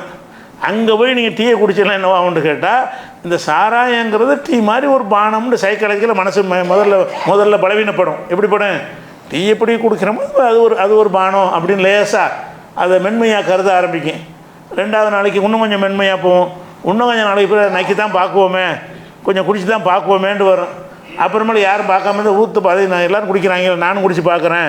அப்போ அந்த நம்ம எவ்வளோ பேணுதலாக இருக்க வேண்டும் என்று சொன்னால் ஒரு ஹராமைக்கு ஒரு ஹலாலை செய்யும் பொழுது கூட ஹலாலுக்கு அடுத்து ஹராம் என்று இருந்தால், ஹலாலோட ஒட்டி ஹராம் இருந்தால், அந்த ஹலாலை செய்வதால் நீ ஹராமை செஞ்சு விடுவாய் என்று இருந்தால் அந்த இடத்தில் நீ தூரமாக நின்றுக்க, அப்படி இடத்துக்கு போகாதே. இதுதான் பாதுகாக்கிற கவசம். ஏன்னா நம்மளை அல்லாவுக்கு பயந்து நம்மளை கட்டுப்படுத்தி கொண்டாலும் சில கவர்ச்சியான விதத்தில் அந்த ஊற்றி வச்சுருப்பான். அதை பார்த்தோன்னா நம்ம கவர்ச்சியான முறையில் தோன்றும். அதே மாதிரி என்ன செய்கிறோம், ஒரு இடத்துக்கு போகிறோம், அதில் வந்து காபரை டான்ஸு அந்த ஹோட்டலெல்லாம் வச்சுருக்கிறான். நம்ம என்ன காபரைக்க போகிறோம், நம்ம போய் தின்ட்டு வருவோம் அப்படின்னு போய் சாப்பிட போகிறீங்க. அப்போ எத்தனை நாளைக்கு இப்படி போவீங்க? கொஞ்சம் நாளைக்கு சாப்பிட தான் போவீங்க. அது ஒரு லேசாக எட்டி பார்ப்பீங்க. அந்த காபரை டான்ஸுக்காக நீங்கள் போகலை, முதல்ல நீங்கள் போனால் சாப்பிட தான் போனீங்க. அதையும் வச்சுருக்கிறானே, அதை நீங்கள் கீழே பிரித்து வச்சுருந்தா கூட என்ன செய்வீங்க, கொஞ்சம் நாளைக்கு தான் அப்படி இருப்பீங்க. அப்புறம் என்ன ஆயிரும்னா, இந்த காபரன்லாம் ஒரு பெரிய விஷயமே கிடையாது, அது ஒரு ஜாலிக்கு அவங்க பண்ணுறாங்க அப்படின்னு லேசாக மனசு என்ன செய்யும்னு கேட்டால், அந்த தீமையை வந்து மென்மையாக்கி காட்டும். உங்கள் மனசு வந்து மென்மையாகிரும். அதுக்கப்புறம் நான் எட்டி பார்க்குவோமே, அப்புறம் டெய்லி போவோமேன்ட்டு ஆயிரும். எட்டி பார்க்க போனால் என்ன ஆயிரும், மொத்தத்துலேயும் நீ போயிடுவேன். அப்போ அந்த மாதிரியான ஹராம், அதான் ஹலாலுக்கு அடுத்து ஹராம் என்று இருந்தால், எந்த விஷயம் இருந்தாலும் சரி ஹலாலுக்கு அடுத்து ஹராம் என்று இருக்குமே, ஆனால் நீ வந்து அந்த நெருங்கும் போது அதில் விழுந்து விடுவாயானால் அதில் போய் நெஞ்சிடக்கூடாது, செஞ்சிடக்கூடாது, அதில் விழுந்து விடக்கூடாது. எத்தனை இடங்களில் வந்து இந்த சாராய கடைக்கு வந்து இந்த உணவுப் பொருள்லாம் வச்சுருப்பாங்க, மிச்சரு ஊறுகாயெல்லாம் விற்பாங்க, பக்கத்து கடையெல்லாம் விற்பாங்க. நீ ஊறுகாய் வாங்குறாந்த வேறு எங்கே போய் வாங்க வேண்டியதானே, அங்கே போய் ஊறுகாய் வாங்குவான். எங்கே போய், சாராயம் குடிக்கிறவனுக்காக வேண்டி ஊறுகாய் கடை வச்சுருப்பாங்க பக்கத்தில். இந்த சாராயம் உள்ளே போகிறதுக்காக வேண்டி அந்த உரப்பாக சிலதெல்லாம் வச்சுருப்பாங்க, மீன் பொரியல் அந்த பொரியல்லாம் வச்சுருப்பாங்க. உனக்கு மீன் பொரியல் வாங்கி சாப்பிடணும்னு நினச்சா அதுக்குன்னு எவ்வளோ கடைகள் உலகத்தில் இருக்குது. அங்கே போய் சாப்பிட்ற விட்டு என்ன செய்வான்னு கேட்டால், அந்த சாராய கடைக்கு பக்கத்தில் வச்சுருப்பான்ல, அங்கே போய் வாங்குறது.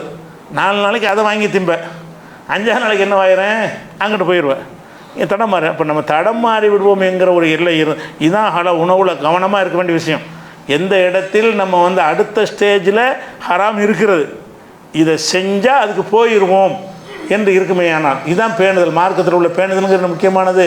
அதை செஞ்சால் அடுத்து இதுதான் அப்படி நம்மை தள்ளிவிடும் என்று சொன்னால், அதெல்லாம் நான் போக மாட்டேன், ஸ்டடியாக இருப்பேன், அது கிடையாது. அப்படி இருக்க மாட்டாங்கிறாங்க. ரசூல் என்ன செய்கிறாங்க, நீ அதை தவிர்த்து குழப்பத்திற்கு உள்ள விஷயங்களை தவிர்த்து கொண்டால்தான் இஸ்தபுர அலி தீனிகி, தன்னுடைய தீனை காப்பாற்றி கொள்வான். நீ வந்து அது குழப்பமாக இருந்தால் நான் ஹலாலாக மட்டும் நான் செஞ்சுட்டு வரேன்னு நீ சொல்வாயானால் நீ வந்து குழப்பத்தில் விழுந்து விடுவாய். அப்போ நீ உன்னுடைய மார்க்கத்தை காப்பாற்றி கொள்ள மாட்டாய். நம்ம மார்க்கத்தில் நிறைய பேர் குடிகாரர்களாக மாறினது காரணமே வந்து எல்லாம் கலந்துருக்கிற இடத்துல போய் உட்கார்றது தான். ஒரு கல்யாண வீட்டிலே வச்சுருப்பாங்கன்னா, கல்யாணத்தில் வந்து நண்பர்களுக்கு சாராயம் கொடுப்பாங்க. இஸ்லாமிய விருந்தில் இல்லை, நண்பர்கள்னு போகிறீங்க, அந்த இஸ்லாமியர்களும் சில பேர் இருக்காங்க, அவங்க நண்பர்களுக்காக என்ன செய்வாங்க, அதுக்கான பார்ட்டின்னு சொல்லி அதெல்லாம் வச்சுருப்பாங்க. அந்த மாதிரி விருந்தில் போய் நான் சோத்தை மட்டும் திங்க போகிறேன் அப்படின்னு போனீர்களே, ஆனால் அடுத்தது அதை தானே இருக்குது, அந்த இடத்துல தாண்டினால் அதை தான் இருக்குது. அதுக்கு பழகிட்டோம்னு சொன்னால் இப்படியே போய் என்னவாயிரும்னு கேட்டால் அப்படியே சுற்றி பார்க்குறது. யாரும் தெரிஞ்ச ஆளுக்கு இல்லைன்னு டக்குன்னு நுழைஞ்சிடுறது. தெரிஞ்ச ஆளுக்கு இருந்தால் இந்த சொத்தை திண்டு வர்றது, யாரும் பார்க்கல, தெரிஞ்ச ஆளுக்கு நம்மளை பார்க்கலன்னு என்ன செய்கிறது, ஒரு ஸ்டெப்பு போய் அடுத்த சைடில் உட்காந்துடுறது. இப்படி நம்மளை ஆக்கிரமா ஆக்காதா? நம்ம வந்து அல்லாஹ்வுடைய பயமும் ஒரு பக்கம் இருந்தாலும் மனிதர்கள் நம்மளை கண்காணிக்கிறார்கள் என்ற காரணத்திற்காக தான் நம்ம ஒழுங்காக இருக்கிறோம். அந்த நிலையிலிருந்து தவறிட்டோம் என்று சொன்னால் நாம் அதில் போய் விழுந்துருவோம் என்பதற்கு ரசூலுல்லாஹ் என்ன செய்கிறாங்கன்னா இப்படி ஒரு எச்சரிக்கையை சொல்கிறாங்க. அப்போ ஹராமும் தெளிவானது, ஹலாலும் தெளிவானது தான், ஹராம் ஆக்கிடக்கூடாது. அதே நேரத்தில் வந்து ஒரு ஹலாலான விஷயத்தையே நம்ம தவிர்த்து கொள்ளணும். ஹராமுக்காக தவிக்கிறது இல்லை. அந்த நம்முடைய வேலியில் நம்முடைய வயலில் போய் மேய்க்கிறது தவறு இல்லை. கடைசி இஞ்சி வரைக்கும் உங்கள் இடம் தான். உங்களுக்கு வயல் இருக்குன்னா அதில் கடைசி இல்லை உள்ள பயிர் வரைக்கும் உங்கள் பயிர் தான், அதில் சந்தேகம் கிடையாது. ஆனால் அது ஹலால் தான். ஆனால் அந்த வரைக்கும் நீ போனீன்னு சொன்னால் உன்னுடைய இடம்தான். உன் இடத்துக்குள்ளே போய் கரெக்டாக நின்றுட்டானா குற்றவாளி ஆக மாட்டேன். ஆனால் நிற்க இயலாதுங்கிறாங்க. இந்த மாதிரி போனால் என்ன செய்யும், மாடு நம்மளை தாண்டி போகிற மாதிரி நம்ம மனசு தாண்டி போயிடும். மனசு அந்த மாதிரி போவதற்கு வாய்ப்பு இருக்குது என்று ரசூல் ஸல்லல்லாஹு அலைஹி வஸல்லம் இதை ஒரு எச்சரிக்கையாக சொல்கிறாங்க. இது ஒரு இந்த ஹலால் ஹராமில் தெரிந்து கொள்ள வேண்டிய விஷயம். அதே மாதிரி வந்து இன்னொரு விஷயம், இது ஹலால் ஹராமுடைய ஒரு சட்டத்தில் 2வது விஷயம். 3வது விஷயம், அடுத்ததாக என்ன செய்கிறான்னு கேட்டால், ஒரு உணவு ஹலாலா ஹராமாங்கிற விஷயத்தில் வந்து ரொம்ப வந்து ஆராய்ச்சி செய்யக்கூடாது. இஸ்லாத்தில் வந்து எந்த ஒரு விஷயத்துக்கும் துருவி ஆராயக்கூடாது.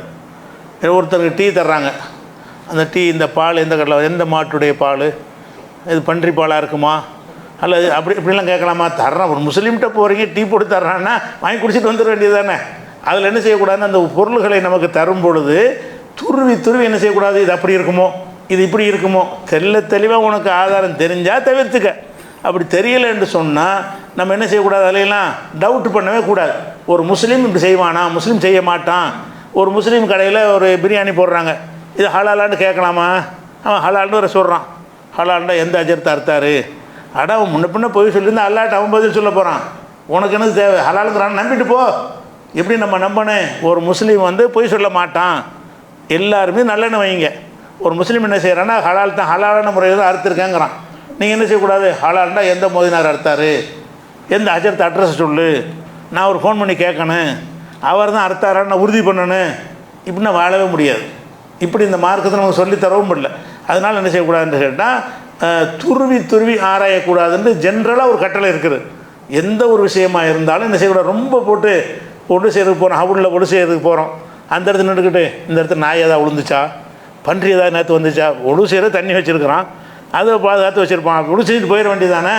இந்த தண்ணீரில் என்னவெல்லாம் இருந்தது, யார் யாரெல்லாம் இதை கையை விட்டுருக்கிறார்கள், அப்படி நடந்திருக்கான் இப்படி நடந்திருக்கான்னா அது தேவையே கிடையாது. நீங்கள் வாட்டு ஒழு பைப்பில் திறந்து தண்ணி ஒழு செஞ்சுட்டு போயிட வேண்டியதான். இந்த டேங்கில் தண்ணி இருக்கிறது, டேங்கு மூடப்பட்டிருக்கிறதா, அதில் ஒழுங்காக எலி விழுவாமல் இருக்குமா, நான் போய் மேலே போய் பார்த்துட்டு வருவேன் ஒழு செய்யலாமா? அதெல்லாம் தேவை கிடையாது. நீங்கள் வந்து துருவி ஆராய்தல் என்பது வந்து மனநோயுடைய ஆரம்ப அறிகுறி. அது ரொம்ப ரொம்ப துருவ ஆரம்பித்தேன், இன்னொன்னையும் துருவினாண்டு வைங்க. ஆரம்ப நம்ம போட்டிருக்கிற சட்டையை கூட துருவலாம். இந்த சட்டைக்கு சாயம் போட்டிருக்கிறான், இந்த சாயத்துக்கு வந்து பன்றியுடைய இரத்தத்தை கலந்துருக்கிறானா, அதை கலந்துருக்கிறானா, ஹராமானதை கலந்து இந்த சாயம் இப்படிலாம் வரலாமா? அப்படி வர தேவையே கிடையாது. அப்போ இஸ்லாம் என்ன சொல்லுதுன்னு கேட்டால், நமக்கு சட்டம் எந்த ஒரு விஷயத்தையும் துருவி ஆராதிங்க, தெளிவான ஆதாரம் கிடைச்சா தவிர்த்துக்கணும். ஒருத்தர் சொல்கிறார், இவன் வந்து ஹலாலான முறையில் செய்யலை, இவன் வந்து சும்மா இதில் போட்டு தான் அறுக்கிறாங்க, மிஷினில் போட்டு அறுக்கிறாங்க, மார்க்கப்படி அறுக்கிறது இல்லைன்னு ஒருத்தனை பற்றி கம்ப்ளைண்ட் வருதா, அப்போ தவிர்த்துக்கொள்ளணும். ஒரு ஆதாரபூர்வமான ஒரு செய்தி கிடைத்தால் தவிர்த்துக்கொள்ளணுமே தவிர, அப்படி இல்லைன்னு சொன்னால் துருவி துருவி விசாரித்து கொண்டு இருப்பது எல்லா விஷயத்திலையும் தடுக்கப்பட்டிருக்கிறது. அந்த துருவி ஆராயிற விஷயத்தை பற்றி நம்ம அறிந்து கொள்வதாக இருந்தால் 49:12 வசனத்தில் அல்லாஹ் சொல்கிறான், யா அய்யுஹல்லதீன ஆமனூ, நம்பிக்கை கொண்டவர்களே, இஜ்தனிபு கஸீரமினல் லன்னி, அதிகமான ஊகங்களிலிருந்து விலகி கொள்ளுங்கள். ஊகம் பண்ணுறதுல நம்மளாக ஊகமாக நினைப்பது, அதை விலகி கொள்ளுங்கள். இன்ன பாலல் அன்னி இசுமுன், சில ஊகங்கள் பாவமாக ஆகிவிடும். ஊகம் பண்ணாதீங்க, ஊகிக்காதீங்க ரொம்ப தேவையில்லாமல். வலாத்த ஜஸ்ஸு, எதையும் துருவி துருவி விசாரிக்காதீர்கள். ரொம்ப போட்டு என்ன செய்யக்கூடாது, துருவி துருவி விசாரிக்கிறாருன்னா ஒன்றுமே செய்ய முடியாது, எல்லாம் மேம்போக்கு தான். ஒரு கல்யாணம் பண்ணுறதுக்கு ஒரு புருஷன் கொண்டாடி மாப்பிள்ளை பொண்ணு பார்க்குறாருன்னா துருவி துருவி விசாரிச்சியல்னா ஒரு ஆளுக்காக கல்யாணம் நடக்குமா? நடக்காது. துருவி துருவி மேலோட பார்க்கணும், சரி அவ்வளோ விட்டுணுமே தவிர அது அக்கு வேறு ஆணி வேற போகிறேன்னு போத்தேன்னு வைங்கலாம், என்னமாச்சும் ஒரு குறை வருத்தன்ற இருக்க தான் செய்யும். நீங்கள் கல்யாணமும் பண்ண முடியாது, ரொம்ப போட்டு துருவக்கூடாது. அப்போ வலாத்த ஜஸ்ஸு, நீங்கள் துருவி துருவி விசாரிக்காதீர்கள். அது ஒரு கட்டளையாக அல்ல போடுறான். நீங்கள் வந்து மூமின்களாக இருக்கக்கூடியவர்கள் வந்து அதிகமாக ஊகங்களுக்கு இடம் கொடுக்காதீங்க, தெளிவான ஆதாரங்களுக்கு இடம் கொடுங்க. ஊகமாக நினைத்துக்கொண்டு அப்படி இருக்குமோ இப்படி இருக்குமோ, அவன் இப்படி இருப்பானோ எப்படி இருப்பானோ, இதுக்கு நீங்கள் இடம் கொடுக்காதீங்க. சொல்லிட்டார்ல என்ன செய்கிறான்னா, வலாத்த ஜஸ்ஸு, நீங்கள் துருவி துருவி விசாரிக்காதீர்கள் அப்படின்ட்டு அல்லாஹ் சொல்லக்கூடிய வசனம் வந்து 49வது சூறாவில் 12வது வசனமாக இருக்கிறது. அதே மாதிரி புகாரியில் ரசூல் ஸல்லல்லாஹு அலைஹி வஸல்லம் சொன்ன ஒரு ஹதீஸு 5143வது ஹதீஸாகவும், 6064, 6066, 6724 இந்த 4 இடத்துலையும் வரக்கூடிய ஒரு ஹதீஸ் என்ன இருக்குன்னு கேட்டால், ஈயாக்கும் வல்லன்ன, ஊகம் செய்வதை விட்டு உங்களை எச்சரிக்கிறேன். கற்பனை ஊகம் ஆதாரத்தை கொண்டு முடிவெடுக்கணுமே தவிர, ஊகம்னா என்ன அர்த்தம், இப்படி இருக்குமோ அப்படி இருக்குமோ, இவன் இப்படி இருப்பானோ அப்படி இருப்பானோன்னு என்ன செய்கிறது, ஒருவரை பற்றி ஒரு பொருளை பற்றி அதிகமாக கற்பனை செய்வதை பேசுவதை விட்டு நினைப்பதை விட்டு உங்களை எச்சரிக்கிறேன். இப்போ இன்னல் லன்ன அக்தபுல் ஹதீஸ், ஊகம் செய்வது தான் பெரிய பொய்களில் பெரிய பொய். அதுதான் பொய்யை சொல்கிறது மட்டும் பொய் கிடையாது, நீங்கள் ஊகித்து சொல்கிறீங்கல்ல, ஆனால் இவனாக தான் இருக்கும் இதுவாக தான் இருக்குது, அதான் பொய். எதுக்கு அது உங்களுக்கு தேவையற்ற? அவனை பற்றி எதாவது ஆதாரம் கிடைச்சா சொல்லுங்கள், ஆதாரம் இல்லைன்னா பேசாம விட்டு போயிருங்க. வலாத்த ஜஸ்ஸு, ரசூலுல்லாஹ் சொல்கிறாங்க, வலாத்த ஜஸ்ஸு, நீங்கள் துருவி துருவி என்ன செய்யாதீங்க, எதையும் விசாரிக்காதீர்கள். வலாத்த பாகலு, ஒருத்தருக்கு ஒருத்தர் பகமை பாராட்டுவீர்கள். கூணு இகுவானா, நீங்கள் சகோதரர்களாக மாறிவிடுங்கள் என்று ரசூலுல்லாஹ் சொல்லும் பொழுது என்ன சொல்கிறாங்கன்னு கேட்டால், அந்த ஊகம் செய்வது அந்த குர்ஆன் ஆயத்துக்கு விளக்கமாக இது இருக்குது. குர்ஆனில் சொன்னது அப்படி விளக்கி ரசூலுல்லாஹ் என்ன செய்கிறாங்கன்னா, ஊகம் பண்ணாதீங்க, ஊகம் வந்து பெரிய பாவமாயிரும், அது துருவி துருவி விசாரிக்காதீங்க அப்படின்னு சொல்கிற விஷயத்தை பார்க்குறோம்.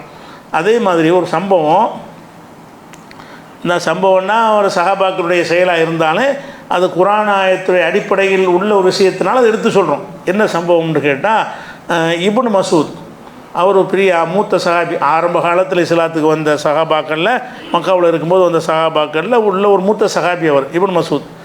அவர்கிட்ட என்ன செய்கிறாங்கன்னு கேட்டால், ஒரு ஆளை பிடிச்சிட்டு வர்றாங்க. என்ன மாதிரி பிடிச்சிட்டு வர்றாங்கன்னா, அவனுடைய தாடியிலேருந்து மதுபானம் சொட்டு சொட்டாக வடியுது. அது தண்ணி அடிச்சிருக்கிறான். அது தண்ணி வந்து தாடியெல்லாம் தாண்டி வந்து வாயெல்லாம் தாண்டி தாடிக்கெல்லாம் வந்து அதுலேருந்து ஒரு சொட்டு சொட்டாக வடிஞ்சிக்கிட்டு இருக்குது. அப்படி ஒரு ஆளை பிடிச்சிட்டு வர்றாங்க. இப்னு மசூத் என்ன செய்கிறாங்க, ஆளை பிடிச்சிட்டு வந்து இவன் வந்து குடிச்சிட்டான். குடிக்கும்போது யாரும் பார்க்கல. இவன் குடித்ததை யாரும் பார்க்கவே இல்லை. எதை பார்க்குறாங்கன்னா, அந்த மதுபான லேசாக கசிவதை வடிவதை தாடியில் வடிகிறதை பார்த்து பிடிச்சிட்டு வந்துட்டாங்க இப்னு மசூத்கிட்ட. இவனை என்ன செய்யலாம்? இப்போ குடித்தா அதுக்கு தண்டனை இருக்கலை. குடிக்கு வந்து இத்தனை தண்டனைன்னு கணக்கு கிடையாது. அன்றைக்கி இருக்கிற சமுதாயத்தில் உள்ளவங்க 10 அடி 20 அடியை போட்டு அனுப்பிடுவாங்க. இத்தனை கசையடி அப்படின்னு ஒன்றுக்கு இருக்குல்ல, அப்படி மதுபானத்துக்கு கிடையாது. ரசூலுல்லாஹ் சில நேரத்தில் செருப்பாடு அடிக்க சொல்லியிருக்கிறாங்க, சில நேரத்தில் 10 அடியை போட சொல்லியிருக்கிறாங்க. சில சஹாபாக்கள் காலத்தில், அபூபக்கர் காலத்திலலாம் 20 அடி போட சொல்லியிருக்கிறாங்க. அது வந்து அவனுக்கு பயம் விட்டுருக்காக வேண்டி, அந்த தவறை உணர்த்துவதற்காக வேண்டி அப்படி ஒரு அடி கொடுக்குற ஒரு தண்டனை இருக்கிறது. அதை கொடுக்குறத கூட்டிகிட்டு வர்றாங்க இப்னு மசூத்தை. இதெல்லாம் இஸ்லாமிய ஆட்சி நடக்கக்கூடிய காலத்தில் இவர் ஒரு பகுதியின் பொறுப்பாளராக இருக்கிறார். அவற்றை கூட்டிகிட்டு வர்றாங்க. அப்போ என்ன செய்கிறாங்கன்னு கேட்டால், இப்னு மசூத் சொல்கிறாங்க, இன்னா கது நுஹீனா அனித்த ஜஸ்ஸுசி, இந்த மாதிரி துருவி பார்க்குறது நமக்கு தடை இருக்குப்பா. தாடியில் வலி குடிக்கிறத பார்த்தா எடுத்துக்கிட்டு வா, தாடியை போய் மோந்து பார்த்து சாடையை வாட அடிக்குது, அதனால் இவன் பிடிச்சிட்டு வந்தோன்னு சொல்லி இதை தண்டிக்க முடியாது. ஆனால் உண்மையில் நம்ம என்ன செய்வோம், குடித்தாங்க நம்ம சொல்லுவோம்.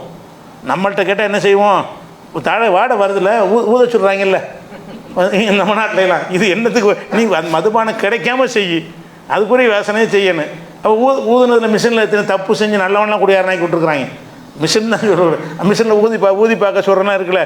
இஸ்லாமிய ஆட்சியில் அதை செய்யக்கூடாது.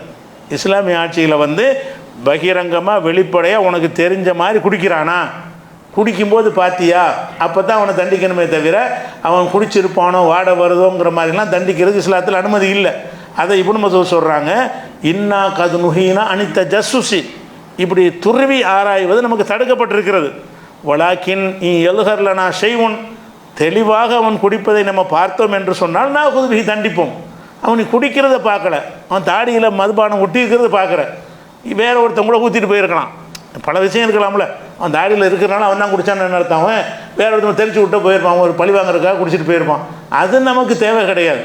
அவன் குடிக்கிறத நீ பார்த்தியா அப்படின்னு சொல்லி கேட்குறாங்க. இல்லைன்றவுடனே அவனை தண்டிக்க இயலாதுங்கிறாங்க. அப்போ எதுக்கு எது சொல்கிறோம்னு கேட்டால், இந்த குடிக்கு மாத்திரம் உள்ளது அல்ல, இது எல்லாத்துக்கும் உள்ளது தான். ஒரு உணவுப் பொருளுக்கு என்ன செய்கிறது, ஒரு ஹோட்டலில் போய் சாப்பிட போகிறீங்களா, சாப்பிட்டு வந்துட வேண்டியது தான். அரிசி களவாண்ட அரிசியாக இருக்குமா, திருட்டு அரிசியாக இருக்குமா, ரேஷன் கடையில் களவாண்டு வந்துட்டாங்களா, இதெல்லாம் உனக்கு தேவையே கிடையாது. விளங்குதா? அவன் அது களவாண்டான் வந்திருக்கான்னு தெரிய வந்தால் அதுக்கு ஒரு முடிவு எடுங்க. அப்படி இல்லாமல் ஊகத்தின் அடிப்படையில் அது அப்படி இருக்குமோ இப்படி இருக்குமோ, இது நமக்கு தடுக்கப்பட்டிருக்குங்கிறாங்க. இது நம்மளை கேட்டால் கூட இப்படி இவன் குடிச்சிருப்பான் தான் நீங்கள் கூட கேட்டான்னு சொல்லுவீங்க. தாடியில் சாராயம் வடைஞ்சிக்கிட்டு ஒருத்தனை கூட்டிகிட்டு தான் என்ன சொல்லுவீங்க நீங்கள், அவன் கண்டிப்பாக குடிச்சிருப்பான். ஆனால் இப்னு மசூத் என்ன சொல்கிறாரு, இப்படி நமக்கு மார்க்கத்தில் அனுமதி இல்லை. மார்க்கத்தில் இதெல்லாம் ஊகம்ங்கிறாங்க. இது ஊகிக்கிறதுக்கு முகாந்திரமே இருக்குது. சொல்ல போனால் ஊகிக்க ஒரு ரீசன் இருக்குது, ஒரு காரணம் இருக்குது. குடித்ததை நீ பார்த்தியா, நிறைய அவன் எப்படி எதிர்த்துட்டு குடிக்கிற கூட தானே நான் எப்படி கொடுப்பேன் அப்படின்னு கேட்குறாங்க. அதே மாதிரி வந்து ஹாக்கிமில் ஒரு ஹதீஸ் வருது. என்ன ஹதீஸ் இருக்குதுன்னு கேட்டால், உமர் ரலியல்லாஹு ஆட்சி காலம். உமர் ரலியல்லாஹு ஆட்சி காலத்தில் என்ன செய்கிறாங்கன்னா, அவங்கள அப்துர் ரஹ்மான் இப்னு அவுஃப்ங்கிற ஒரு சஹாபியும் இரவில் அப்படியே ஒரு ரோந்து மாதிரி வர்றாங்க. உமர் அவர்களும் அப்துர் ரஹ்மான் இப்னு அவுஃப் அவர்களும் என்ன செய்கிறாங்க, மதீனாவில் வெளியே வந்துக்கிட்டு இருக்கிறாங்க. அப்போ வரும்போது ஒரு வீட்டில் என்ன செய்யுதுன்னு கேட்டால், விளக்கு வீட்டில் விளக்கு எரிஞ்சிகிட்டு இருக்கிறது. அப்போ வந்து அந்த விளக்கு எரிஞ்சிக்கிட்டு இருந்தவொன்னே உமர் கேட்குறாங்க அப்துர் ரஹ்மானை பார்த்து, அப்துர் ரஹ்மான் இது யார் வீடுன்னு உனக்கு தெரியுதான்னு கேட்குறாங்க. ஒரு வீடு மட்டும் எல்லாம் தூங்கிட்டாங்க. பொதுவாக மக்கள் வந்து இயல்பான மக்கள் வந்து தூங்கிடுவாங்க. நம்ம காலத்தில் மாதிரி 2 மணி 3 மணிக்கெல்லாம் முடிச்சுட்டு இருக்க மாட்டாங்க.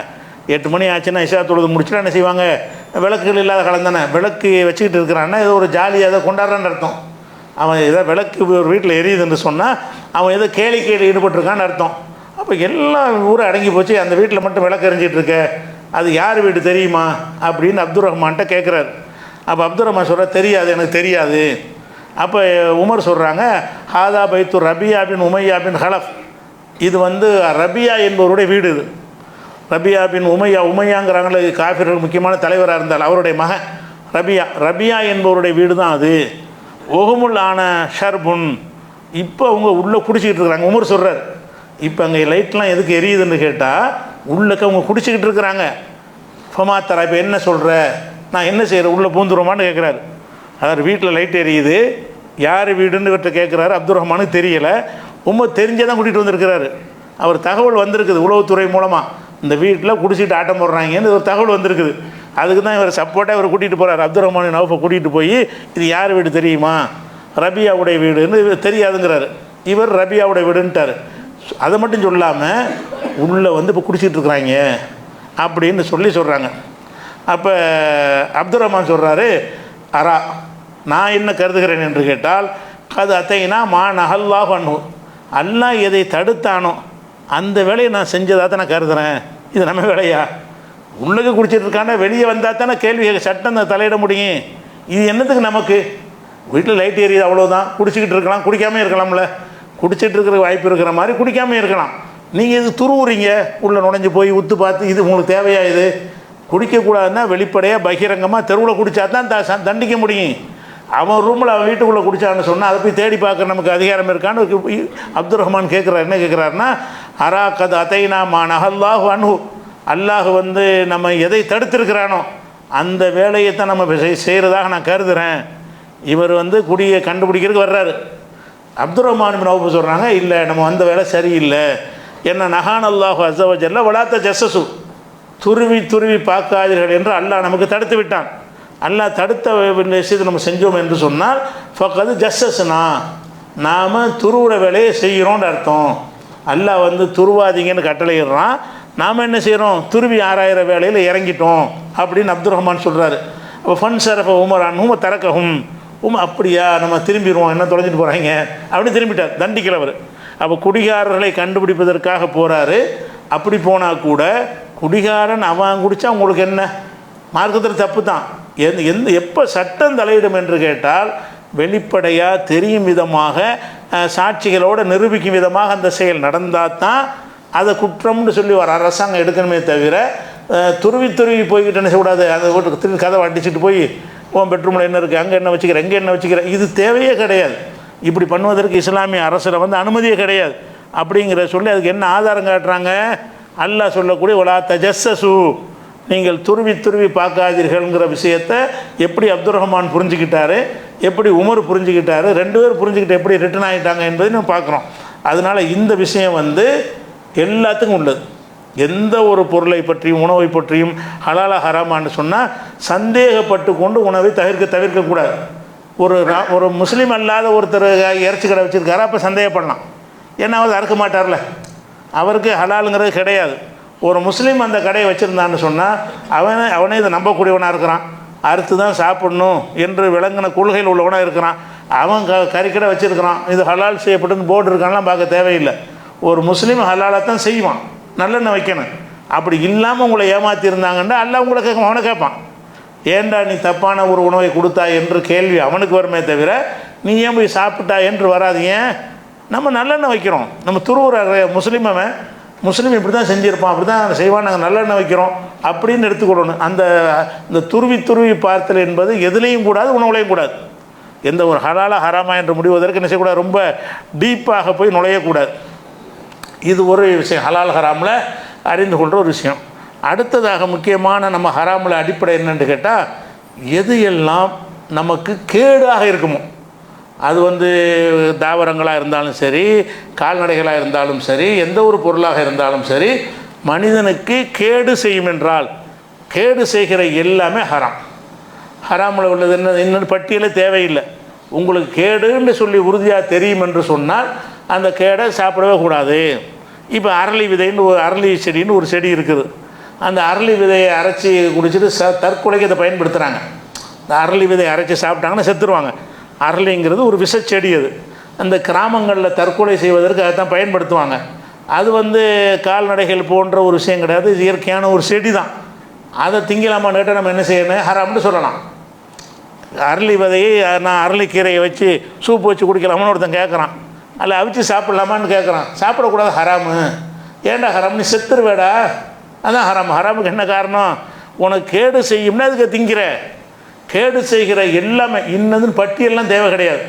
கேடு செய்யக்கூடிய அனைத்தையும் அல்லாஹ் தடுத்துட்டான். அந்த கேடு செய்யக்கூடிய அனைத்துமுள்ள கோடான கோடி பொருள்களில் ஒரு 10 20 இருக்கும். கேடு செய்கிற எல்லாமே ஹராம் என்பது ஒரு பொதுவான ஒரு அடிப்படை. அந்த கேடு செய்வது கூட பல விதங்களில் இருக்கிறது. ஒருத்தருக்கு கேடு செய்யும், ஒருத்தருக்கு கேடு செய்யாது. சில உணவு, உங்களுக்கு சர்க்கரை பயங்கரமாக முத்தி போச்சு, சுகர் நோய் ரொம்ப ஜாஸ்தியாக இருக்குது, அவன் என்ன உங்களுக்கு என்ன சொல்லுவான்னு கேட்டால், சர்க்கரை சாப்பிடாதேம்மா. சர்க்கரை பொதுவாக கேடு கிடையாது, இவனுக்கு கேடு.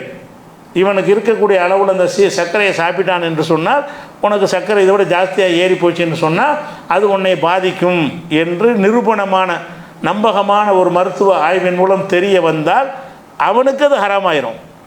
அதான் கேடு வந்துச்சுன்னா எல்லாருக்கும் ஹராமாகாது. யாருக்கு கேடு என்று வருகிறதோ அவருக்கு என்ன ஹராம். கேடு செய்யக்கூடாதுல்ல. நீ சர்க்கரையை சாப்பிட்டதாக எடுத்துக்கொள்ளப்படாது. உனக்கு கேடு செய்யும் என்று தெரிந்து நீ சாப்பிடுகிற, கேடு தான் என்று நிரூபிக்க மருத்துவத்தை வச்சு தான் முடிவு பண்ண முடியும். அதுக்கு முடிவு என்னென்னு கேட்டால், மருத்துவத்தை வைத்து நடைமுறையை வைத்து முடிவு பண்ணலாம். நல்ல ஒரு 400 500 இருக்கிற சர்க்கரை உள்ளவனுக்கு நீங்கள் ஒரு 100 கிராம் சீனியை கொடுத்தா என்ன ஆகும்னு அப்போ ரிசல்ட்டை பார்க்கலாம். என்ன ஆகுன்றது அனுபவத்தில் நீங்கள் பார்க்கலாம். அல்லது வீட்டுக்கு வீடு மிஷின் வாங்கி வச்சுருக்குறோம், அதில் பார்த்து என்ன செய்யலாம், கண்டுபிடிக்கலாம் என்னென்னு. அல்லது இந்த சைடு எஃபெக்ட் நமக்கே தெரிய ஆரம்பிக்கும். சர்க்கரை அதிகமாகும் பொழுது என்னென்ன மாதிரி அறிகுறிகள்லாம் இருக்கும் என்று நமக்கே தெரிய ஆரம்பிக்கும்.